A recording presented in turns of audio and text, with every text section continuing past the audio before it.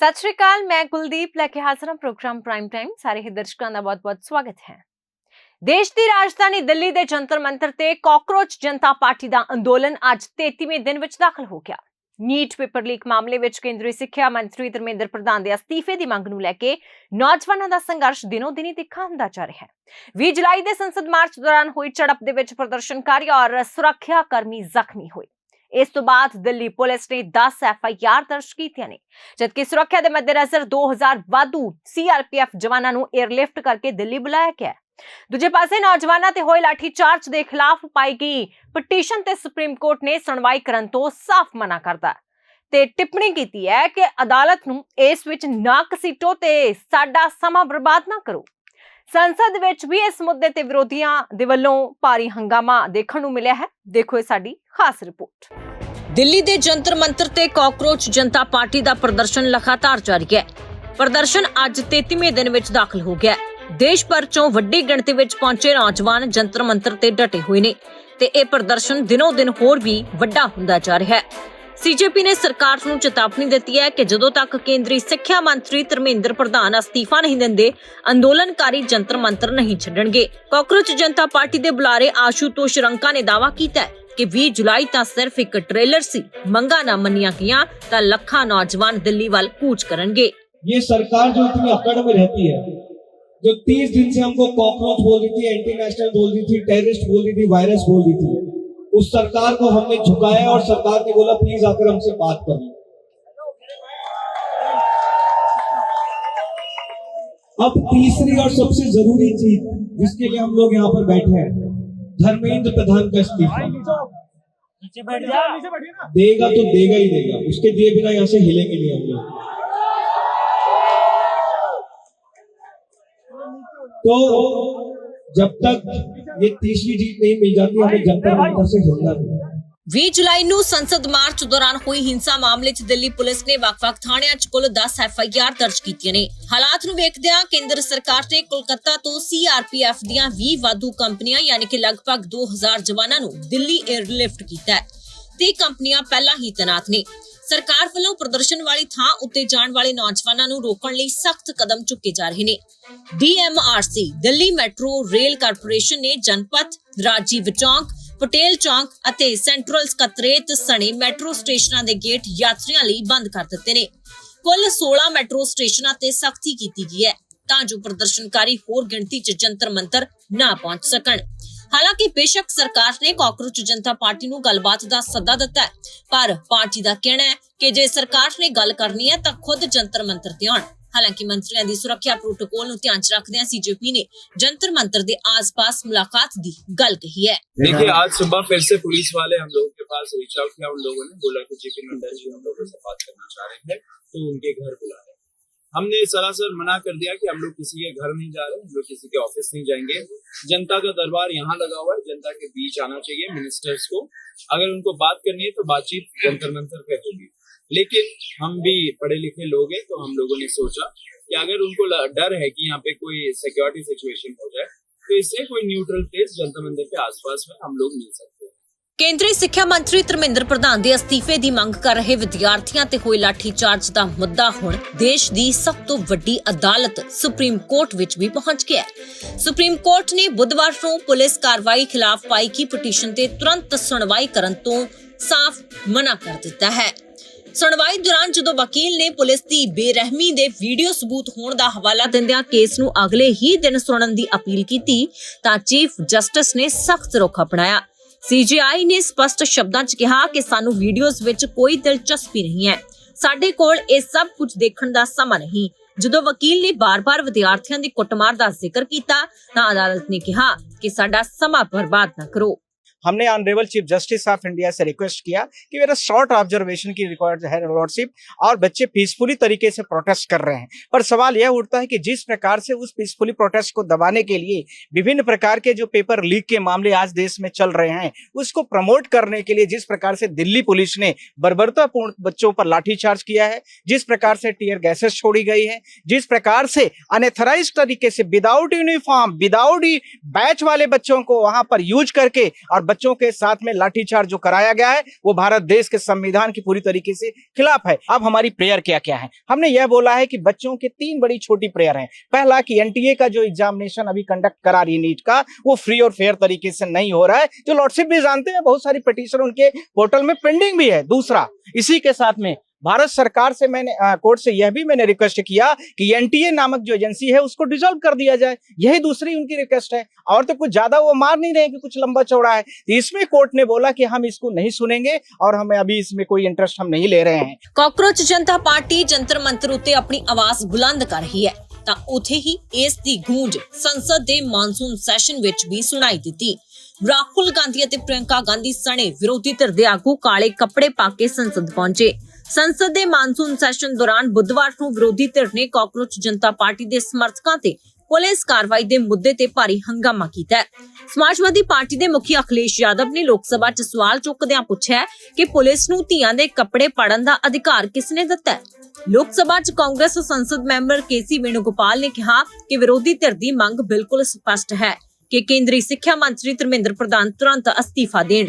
ਇਸ ਦੇ ਜਵਾਬ ਵਿੱਚ ਸੰਸਦੀ ਮਾਮਲਿਆਂ ਦੇ ਮੰਤਰੀ ਕਿਰਨ ਰਿਜੀਜੂ ਨੇ ਕਿਹਾ ਕਿ ਸਰਕਾਰ ਪਿਛਲੇ 3 ਦਿਨਾਂ ਤੋਂ ਲਗਾਤਾਰ ਨੀਟ ਪੇਪਰ ਲੀਕ ਦੇ ਮੁੱਦੇ ਤੇ ਚਰਚਾ ਕਰਨ ਦੀ ਪੇਸ਼ਕਸ਼ ਕਰ ਰਹੀ ਹੈ। ਦੂਜੇ ਪਾਸੇ ਭਾਜਪਾ ਨੇਤਾ ਰਵੀ शंकर प्रसाद ने विरोधी धिर ते सियासत करने का इल्जाम लगाया है।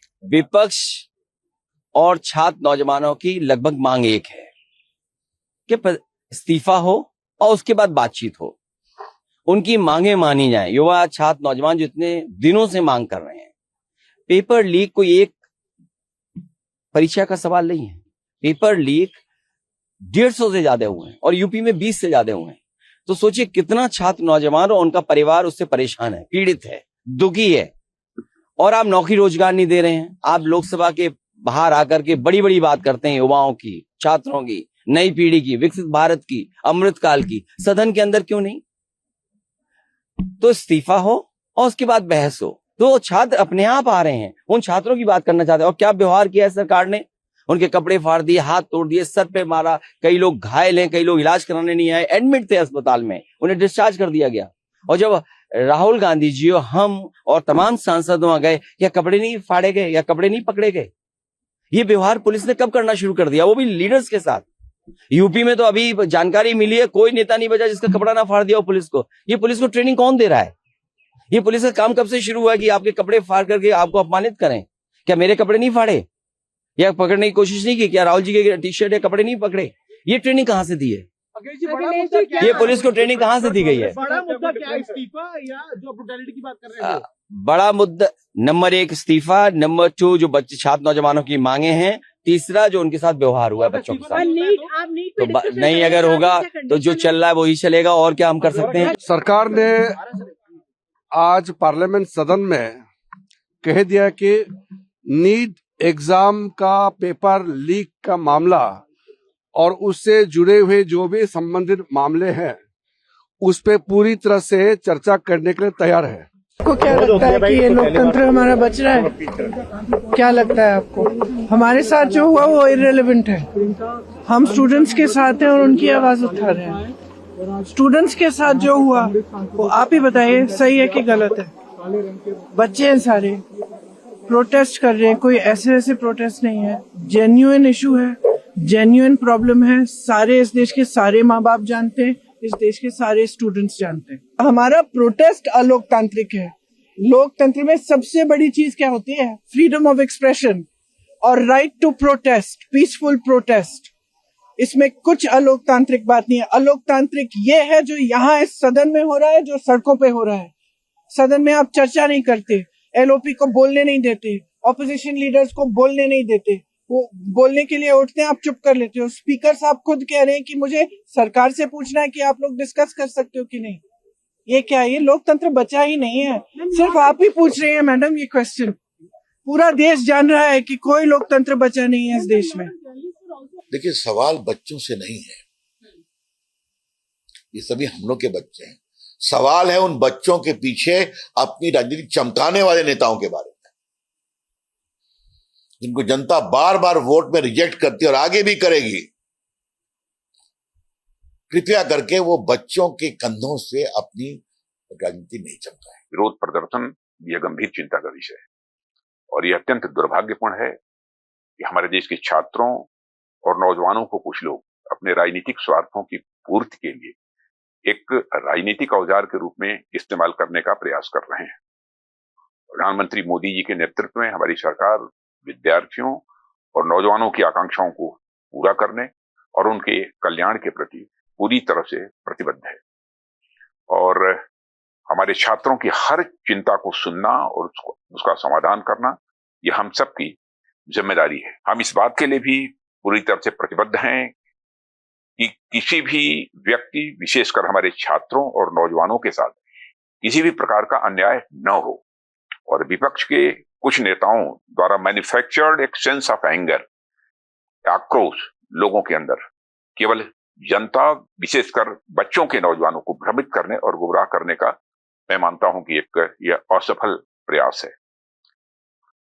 युवाओं की भावनाओं और उनकी चिंताओं के प्रति हम पूरी तरह से संवेदनशील हैं और यह संसद का सत्र इस समय चल रहा है। सरकार ने हर मुद्दे पर सार्थक बहस करने की भी बात की है और कई बार अपनी बात को दोहराया भी है, मगर विपक्ष संसद में नहीं बल्कि सड़क पर मुद्दों का समाधान करने का मैं मानता हूं अनुचित प्रयास कर रहा है और ਲੋਕਤੰਤਰ के मुद्दों पर चर्चा करने की जगह संसद भवन है। ਜੰਤਰ ਮੰਤਰ ਤੇ ਬੈਠੇ ਨੌਜਵਾਨਾਂ ਲਈ ਦੇਸ਼ ਭਰ ਤੋਂ ਲੋਕ ਘਰ ਬੈਠੇ ਜ਼ੋਮੈਟੋ ਅਤੇ ਸਵਿਗੀ ਰਾਹੀਂ ਖਾਣਾ ਆਰਡਰ ਕਰਕੇ ਭੇਜ ਰਹੇ ਨੇ।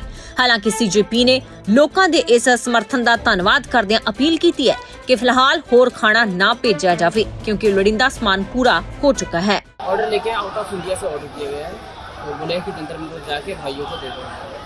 क्या है इसमें कुछ पता है? चाय सर। किसका है क्या है कुछ नहीं पता? नहीं किसका है क्या है ये नहीं पता। उन्होंने बोला है कि जंतर मंतर पे जाके भाइयों को चाय दे दो। उन्होंने ये कहा है कि खाली बांट दो। किसने ऑर्डर किया ये भी नहीं पता? ये भी नहीं पता। बस यहाँ जंतर मंतर पे जंतर मंतर पे लाके बांट दो। स्टूडेंट सेवा है, स्टूडेंटों के लिए है, तो मेरे से यही कहा गया है कि वहाँ पे जाके दे दो। बाकी मुझे भी नहीं पता किसका है किसका नहीं। ਇਸ ਅੰਦੋਲਨ ਨੇ ਵੱਡੇ ਅੰਤਰਰਾਸ਼ਟਰੀ ਮੀਡੀਆ ਅਦਾਰਿਆਂ ਦਾ ਵੀ ਧਿਆਨ ਖਿੱਚਿਆ। ਇਸੇ ਦੌਰਾਨ ਸੋਸ਼ਲ ਮੀਡੀਆ ਤੇ ਸਿੱਖਿਆ ਮੰਤਰੀ ਧਰਮਿੰਦਰ ਪ੍ਰਧਾਨ ਦੇ ਅਸਤੀਫੇ ਦਾ ਵੀ ਇੱਕ ਪੱਤਰ ਵਾਇਰਲ ਹੋ ਰਿਹਾ ਸੀ ਜੋ ਕਿ ਪੂਰੀ ਤਰ੍ਹਾਂ ਫੇਕ ਅਤੇ ਝੂਠਾ ਸਾਬਿਤ ਹੋਇਆ। ਧਰਮਿੰਦਰ ਪ੍ਰਧਾਨ ਆਪਣੇ ਅਹੁਦੇ ਤੇ ਬਣੇ ਹੋਏ ਨੇ। ਤਾਂ ਕੇਂਦਰੀ ਸਿੱਖਿਆ ਮੰਤਰੀ ਧਰਮਿੰਦਰ ਪ੍ਰਧਾਨ ਦੇ ਅਸਤੀਫੇ ਦੀ ਮੰਗ ਨੂੰ ਲੈ ਕੇ ਸੜਕਾਂ ਤੇ ਸੰਘਰਸ਼ ਕੀਤਾ ਜਾ ਰਿਹਾ ਹੈ। ਭਾਜਪਾ ਭਾਵੇਂ ਇਸ ਅੰਦੋਲਨ ਨੂੰ ਸਿਆਸਤ ਤੋਂ ਪ੍ਰੇਰਿਤ ਕਰਾਰ ਦੇ ਰਹੀ ਹੈ, ਪਰ ਇਹ ਪਹਿਲੀ ਵਾਰ ਹੈ ਜਦੋਂ ਦੇਸ਼ ਦਾ ਨੌਜਵਾਨ ਇੰਨੀ ਵੱਡੀ ਪੱਧਰ ਦੇ ਉੱਤੇ ਸੰਘਰਸ਼ ਦੇ ਮੈਦਾਨ ਦੇ ਵਿੱਚ ਉਤਰਿਆ ਹੋਵੇ।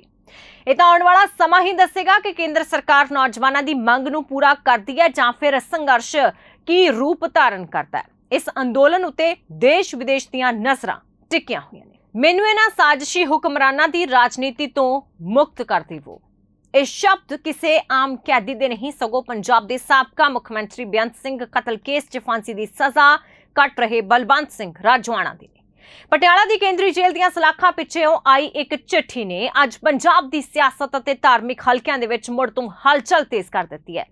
ਰਾਜਵਾਣਾ ਨੇ ਸ੍ਰੀ ਅਕਾਲ ਤਖਤ ਸਾਹਿਬ ਦੇ ਕਾਰਜਕਾਰੀ ਜਥੇਦਾਰ ਗਿਆਨੀ ਕੁਲਦੀਪ ਸਿੰਘ ਗੜਗੱਚ ਨੂੰ ਇੱਕ ਚਿੱਠੀ ਲਿਖ ਕੇ ਇੱਕ ਅਜਿਹੀ ਮੰਗ ਕਰ ਦਿੱਤੀ ਹੈ ਜਿਸ ਨੇ ਕੇਂਦਰ ਦੀ ਸੱਤਾ 'ਚ ਬੈਠੀ ਭਾਰਤੀ ਜਨਤਾ ਪਾਰਟੀ ਦੇ ਸਿੱਖ ਚਿਹਰਿਆਂ ਦੀ ਨੀਂਦ ਉਡਾ ਦਿੱਤੀ ਹੈ। ਰਾਜਵਾਣਾ ਦਾ ਸਿੱਧਾ ਸਵਾਲ ਹੈ ਕਿ ਜੇਕਰ 2012 ਦੇ ਵਿੱਚ ਉਹਨਾਂ ਆਪਣੇ ਡੈਥ ਵਾਰੰਟ ਹੱਸ ਕੇ ਕਬੂਲ ਕੀਤੇ ਸੀ ਤਾਂ 15 ਸਾਲ ਤੋਂ ਉਹਨਾਂ ਦੀ ਫਾਂਸੀ ਜਾਂ ਰਹਿਮ ਦੀ ਅਪੀਲ ਤੇ ਕੇਂਦਰ ਸਰਕਾਰ ਕੁੰਭਕਰਨੀ ਨੀਂਦ ਕਿਉਂ ਸੁੱਤੀ ਪਈ ਹੈ। ਰਾਜਵਾਣਾ ਪਿਛਲੇ 31 ਸਾਲਾਂ ਤੋਂ ਜੇਲ੍ਹ ਵਿੱਚ ਬੰਦ ਨੇ ਤੇ ਫਾਂਸੀ ਦੀ ਚੱਕੀ ਵਿੱਚ 19ਵਾਂ ਸਾਲ ਪੂਰਾ ਕਰਨ ਜਾ ਰਹੇ ਨੇ। ਉਹਨਾਂ ਨੇ ਜਥੇਦਾਰ ਸਾਹਿਬ ਤੋਂ ਮੰਗ ਕੀਤੀ ਹੈ ਕਿ ਭਾਰਤੀ ਜਨਤਾ ਪਾਰਟੀ ਦੇ ਪ੍ਰਮੁੱਖ ਸਿੱਖ ਆਗੂਆਂ ਨੂੰ ਸ੍ਰੀ ਅਕਾਲ ਤਖਤ ਸਾਹਿਬ ਤੇ ਤਲਬ ਕੀਤਾ ਜਾਏ। ਰਾਜਵਾਣਾ ਨੇ ਲਿਖਿਆ ਹੈ ਕਿ ਉਹਨਾਂ ਨੂੰ ਜੇਲ੍ਹ ਦੇ ਵਿੱਚ 31ਵਾਂ ਸਾਲ ਚੱਲ ਰਿਹਾ ਹੈ ਤੇ 31 ਜੁਲਾਈ ਨੂੰ ਫਾਂਸੀ ਦੀ ਚੱਕੀ ਦੇ ਵਿੱਚ ਬੈਠਿਆਂ ਪੂਰੇ 19 ਸਾਲ ਹੋ ਜਾਣਗੇ। ਉਹ ਇਹਨਾਂ ਹੁਕਮਰਾਨਾਂ ਦੀ ਰਾਜਨੀਤੀ ਅਤੇ ਸਾਜ਼ਿਸ਼ਾਂ ਤੋਂ ਮੁਕਤ ਹੋਣਾ ਚਾਹੁੰਦੇ ਨੇ। ਰਾਜਵਾਣਾ ਨੇ ਕਈ ਮੰਗਾਂ ਆਪਣੀ ਇਸ ਚਿੱਠੀ ਦੇ ਵਿੱਚ ਲਿਖੀਆਂ ਨੇ ਜਿਸ ਦੇ ਵਿੱਚ ਸਭ ਤੋਂ ਪਹਿਲੀ ਮੰਗ ਉਹਨਾਂ ਨੇ ਰੱਖੀ ਹੈ ਕਿ ਭਾਜਪਾ ਆਗੂਆਂ ਨੂੰ ਤਲਬ ਕਰੋ ਕੇਂਦਰ ਦੇ ਵਿੱਚ ਸਰਕਾਰ ਚਲਾ ਰਹੀ ਭਾਜਪਾ ਦੇ ਸਿੱਖ ਲੀਡਰਾਂ ਨੂੰ ਸ੍ਰੀ ਅਕਾਲ ਤਖਤ ਸਾਹਿਬ ਤੇ ਬੁਲਾ ਕੇ ਪੁੱਛਿਆ ਜਾਵੇ ਕਿ ਰਹਿਮ ਦੀ ਅਪੀਲ ਤੇ ਫੈਸਲਾ ਕਿਉਂ ਅਟਕਿਆ ਹੋਇਆ। SGPC ਅਪੀਲ ਵਾਪਸ ਲਵੇ ਇਹ ਵੀ ਮੰਗ ਉਹਨਾਂ ਨੇ ਆਪਣੀ ਇਸ ਚਿੱਠੀ ਦੇ ਵਿੱਚ ਲਿਖੀ ਹੈ। ਜੇਕਰ ਕੇਂਦਰ ਸਰਕਾਰ ਨੇ ਫੈਸਲਾ ਨਹੀਂ ਲੈਣਾ ਤਾਂ ਸ਼੍ਰੋਮਣੀ ਗੁਰਦੁਆਰਾ ਪ੍ਰਬੰਧਕ ਕਮੇਟੀ ਨੂੰ ਆਪਣੀ ਰਹਿਮ ਦੀ ਅਪੀਲ ਵਾਪਸ ਲੈ ਲੈਣੀ ਚਾਹੀਦੀ ਹੈ। 31 ਮਾਰਚ 2012 ਦਾ ਜ਼ਿਕਰ ਕੀਤਾ ਗਿਆ। 2012 ਦੇ ਵਿੱਚ ਜਦੋਂ ਡੈਥ ਵਾਰੰਟ ਜਾਰੀ ਹੋਏ ਸੀ ਉਦੋਂ ਉਹਨਾਂ ਫਾਂਸੀ ਦੀ ਸਜ਼ਾ ਨੂੰ ਹੱਸ ਕੇ ਪ੍ਰਵਾਨ ਕੀਤਾ ਸੀ ਤੇ ਅੱਜ ਵੀ ਉਹ ਉਸੇ ਮੋੜ ਤੇ ਖੜੇ ਨੇ।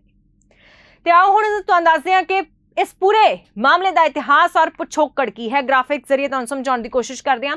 2007 का फैसला, चंडीगढ़ की सीबीआई अदालत ने राजवाड़ा नूं फांसी की सज़ा सुनाई सी। राजवाड़ा ने अदालत दे विच अपना बचाव करन जां अपील करन तो मना कर दिता। 2012 के डैथ वारंट 31 मार्च 2012 नूं उन्हां दी फांसी की तरीक तय हुई सी, पर पंजाब दे विच भारी रोस और सिख संगत के दबाव हेठ SGPC ने भारत के राष्ट्रपति कोल संविधान की धारा 72 के तहत रहम की पटीशन दायर कर दी, जिस नाल फांसी ते रोक लग गई। 2019 का नोटिफिकेशन, श्री गुरु नानक देव जी के 550वें प्रकाश पुरब मौके केंद्र सरकार ने राजवाड़ा की फांसी की सज़ा नूं उम्र कैद विच बदलण का ऐलान किया सी, पर अज तक यह फैसला अमली रूप दे विच लागू नहीं हो सकिया। सुप्रीम कोर्ट का इस तो बाद रुख किया गया। सुप्रीम कोर्ट भी कई बार केंद्र सरकार को इस रहम की अपील ते जल्द फैसला लैण के निर्देश दे चुकी है, पर केंद्रीय गृह मंत्राला देश की सुरक्षा और अमन कानून का हवाला दे के फैसले नूं टालदा रहा है। राजवाड़ा ने अपनी चिट्ठी दे विच साफ लिखिया कि मैं ना तो 2012 दे विच फांसी रुकवाउण दे लई अपील कीती सी, ना SGPC नूं कहा सी, ना केंद्रीय गृह मंत्राले नूं रोक लगाउण नूं कहा सी। मैं अज भी 19 साल तो फांसी की चक्की विच बैठा अपने अंतिम फैसले का इंतजार कर रहा हां। हुण सवाल यह उठदा है कि की राजवाड़ा की इस मंग तो बाद श्री अकाल तख्त साहब के जथेदार भाजपा के सिख आगुआं नूं सम्मन जारी करके तलब करनगे ते की SGPC अपने 12 साल पुरानी अपील वापस लवेगी? बलवंत सिंह राजवाड़ा का मामला हुण सिर्फ एक कानूनी प्रक्रिया नहीं, सगों पंजाब की सियासत, धर्म ते मनुखी अधिकारां दा एक अहम मुद्दा बन चुका है। 15 साल तो लटक रही रहम की पटीशन ने राजवाड़ा के सबर का बन तोड़ दिता है। हुण देखना यह होएगा कि श्री अकाल तख्त साहब तो इस चिट्ठी ते की संदेश जां आदेश आउंदा है अते केंद्र की भाजपा सरकार इस लंबे समय तो लटक रहे मामले च की फैसला लैंदी है।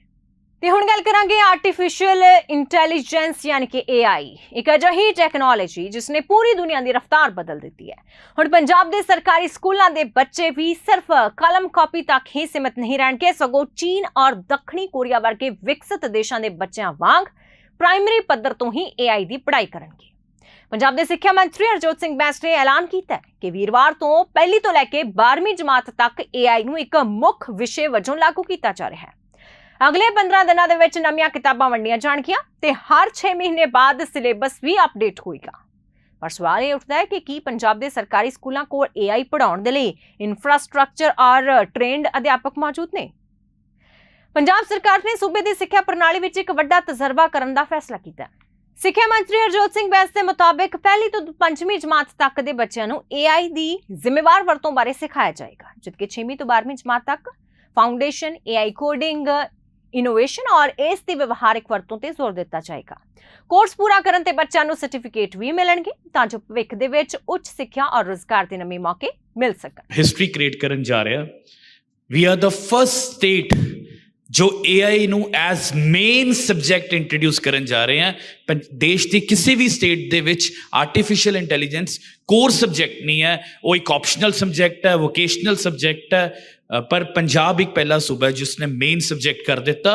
And right from class first, पहली जमात तो लैके 12वीं क्लास तक ਜਿਹੜੇ ਸਾਡੇ ਬੱਚਿਆਂ ਨੂੰ ਅਸੀਂ ਆਰਟੀਫਿਸ਼ੀਅਲ ਇੰਟੈਲੀਜੈਂਸ ਪੜਾਵਾਂਗੇ। ਕਿਉਂ ਕਰਨਾ ਪਿਆ? ਆਪਾਂ ਸਭ ਨੂੰ ਪਤਾ ਹੈ, ਐਕਸਪਰਟਸ ਨੇ ਦੱਸਿਆ ਕਿ AI ਨੇ ਸਾਰਾ ਕੁਝ ਪੂਰੀ ਦੁਨੀਆ ਦਾ ਤਸਵੀਰ ਬਦਲ ਦਿੱਤੀ। I was reading a report, IMF says, IMF ਦਾ ਆંકੜਾ ਕਿ 40% ਤੱਕ ਜੌਬਸ ਖਤਮ ਹੋ ਜਾਣਗੀਆਂ। ਪਿਛਲੇ ਸਾਲਾਂ ਦੇ ਵਿੱਚ ਵੱਡੇ ਵੱਡੇ ਕੰਪਨੀਆਂ, ਟੈਕ ਕੰਪਨੀਆਂ ਨੇ ਬਹੁਤ ਮੈਸਿਵ ਲੇਆਫਸ ਕੀਤੇ ਨੇ। ਅਸੀਂ ਆਪਣੇ ਬੱਚਿਆਂ ਦਾ ਭਵਿੱਖ ਬਾਰੇ ਸੋਚਦੇ ਹਾਂ। एजुकेशन डिपार्टमेंट का काम सिर्फ ये नहीं है कि अज की पढ़ा रहे हो, but we have to make our kids future ready कि अज तो 10 साल बाद जो बच्चा कॉलेज जो अपनी रियल लाइफ जाऊगा तो उन्होंने किहड़ी नौकरी मिल सकती है, की कर सकता है। तो उदों पंजाब सरकार ने फैसला लिया। ये सुपना है साडे मुख मंत्री साहब सरदार भगवंत सिंह मान जी का, तो इसनूं आपां स्कूलों दे विच जिहड़ा है कल तो शुरुआत हो जाऊगी। एंड टैक्सट बुक्स ਜਿਹੜੇ अगले 15 दिन ਦੇ ਵਿੱਚ टैक्सट बुक्स भी पहुंच ਜਾਣਗੀਆਂ। ਤੇ ਹੁਣ ਉਹ ਜਿਹੜਾ ਕਿਉਂਕਿ ਅਸੀਂ ਖੁਦ ਜਾ ਕੇ ਦੇਖਿਆ, ਮੈਂ ਤੇ ਸਰ ਨੇ ਬਹੁਤ ਸਾਰੇ ਸਕੂਲਸ ਵਿਜ਼ਿਟ ਕੀਤੇ, ਕੰਪਿਊਟਰ ਐਜੂਕੇਸ਼ਨ ਦੇ ਨਾਮ ਤੇ ਅੱਜ ਵੀ Microsoft Office, Word, PowerPoint, paint ਉਹੀ ਸਿਖਾਇਆ ਜਾ ਰਿਹਾ ਸੀ। ਸੋ ਵੀ ਅਸੀਂ ਇਹ ਫੈਸਲਾ ਕਰ ਲਿਆ ਸੀ ਕਿ ਅਸੀਂ ਟੋਟਲ ਰਿਵੈਂਪ ਕਰਾਂਗੇ ਐਂਡ ਥਿਊਰੀ ਜਿਹੜੀ ਹੈ ਸਿਰਫ 10% ਰੱਖੀ ਹੈ, 90% ਵਿਲ ਬੀ ਪ੍ਰੈਕਟੀਕਲ। ਉਥੇ ਇਸ ਸਮਾਗਮ ਦੇ ਵਿੱਚ ਪਹੁੰਚੇ ਦਿੱਲੀ ਦੇ ਸਾਬਕਾ ਉਪ ਮੁੱਖ ਮੰਤਰੀ ਮਨੀਸ਼ ਸਿਸੋਦੀਆ ਨੇ ਇਸ ਪਹਿਲ ਕਦਮੀ ਦੀ ਸ਼ਲਾਘਾ ਕਰਦਿਆਂ ਕਿਹਾ ਕਿ AI ਦੇ ਆਉਣ ਨਾਲ ਰੱਟਾ ਪ੍ਰਣਾਲੀ ਦਾ ਖਾਤਮਾ ਹੋਏਗਾ।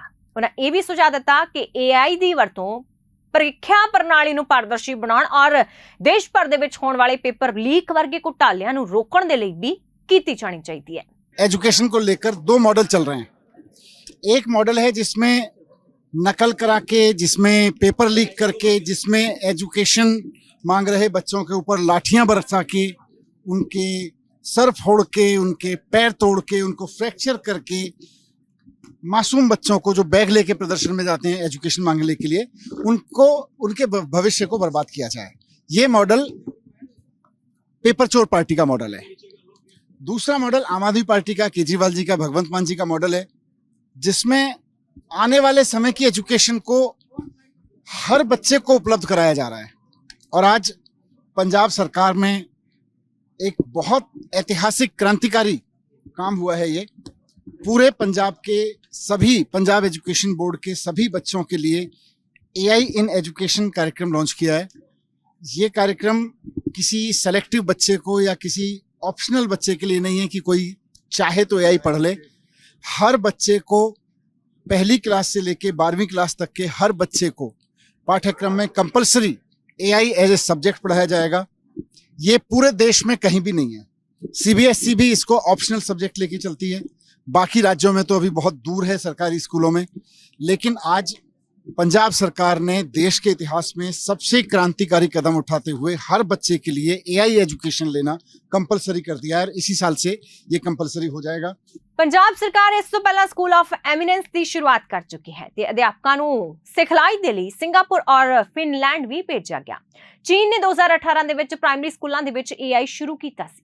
ਪੰਜਾਬ ਭਾਰਤ ਦਾ ਪਹਿਲਾ ਅਜਿਹਾ ਸੂਬਾ ਬਣਨ ਜਾ ਰਿਹਾ ਹੈ। ਦਾਅਵਾ ਕੀਤਾ ਜਾ ਰਿਹਾ ਹੈ ਪੰਜਾਬ ਦੇ ਵਿੱਚ ਕਿ ਜੋ ਪਹਿਲੀ ਜਮਾਤ ਤੋਂ AI ਲਾਗੂ ਕਰ ਰਿਹਾ ਹੈ। AI ਦੀ ਰਫ਼ਤਾਰ ਨੂੰ ਦੇਖਦਿਆਂ ਹਰ 6 ਮਹੀਨੇ ਬਾਅਦ ਪਾਠਕ੍ਰਮ ਬਦਲਣ ਦਾ ਵਾਅਦਾ ਕੀਤਾ ਗਿਆ ਹੈ।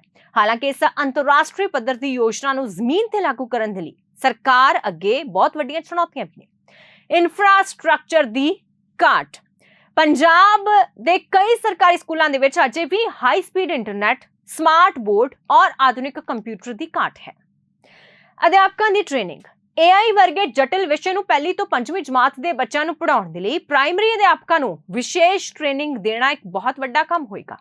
ਬਜਟ ਔਰ ਫੰਡਿੰਗ, ਲਾਈਵ ਆਨਲਾਈਨ ਕਲਾਸਾਂ ਅਤੇ ਹਰ 6 ਮਹੀਨੇ ਬਾਅਦ ਨਵੀਆਂ ਕਿਤਾਬਾਂ ਦੇ ਪ੍ਰਿੰਟਿੰਗ ਖਰਚੇ ਦੇ ਲਈ ਵੀ ਲਗਾਤਾਰ ਫੰਡਾਂ ਦੀ ਲੋੜ ਪਵੇਗੀ। ਇਹ ਵੀ ਸਰਕਾਰ ਨੂੰ ਮੈਨੇਜ ਕਰਨਾ ਹੋਏਗਾ। ਇਸ ਵਿੱਚ ਕੋਈ ਦੋ ਰਾਏ ਨਹੀਂ ਹੈ ਕਿ ਆਉਣ ਵਾਲਾ ਯੁੱਗ ਆਰਟੀਫੀਸ਼ੀਅਲ ਇੰਟੈਲੀਜੈਂਸ ਦਾ ਹੀ ਹੈ ਤੇ ਬੱਚਿਆਂ ਨੂੰ ਭਵਿੱਖ ਦੇ ਲਈ ਤਿਆਰ ਕਰਨਾ ਸਮੇਂ ਦੀ ਮੁੱਖ ਮੰਗ ਹੈ। पंजाब सरकार का यह कदम शलाघायोग है, पर फैसला सिर्फ कागजां जां किताबां तक सीमित नहीं रहना चाहिए। जेकर स्कूलों दे विच इंटरनेट, कंप्यूटर दीयां लैबां और अध्यापकां दी ट्रेनिंग समय सिर पूरी हो जाती है तो यकीनन पंजाब दे सरकारी स्कूलों के बच्चे ग्लोबल पद्धर ते अपना लोहा मनवाउणगे। अज दे इस खास प्रोग्राम दे विच इन्ना ही। देखते रहो प्राइम एशिया टीवी, तुहाडा अपना तुहाडे लई।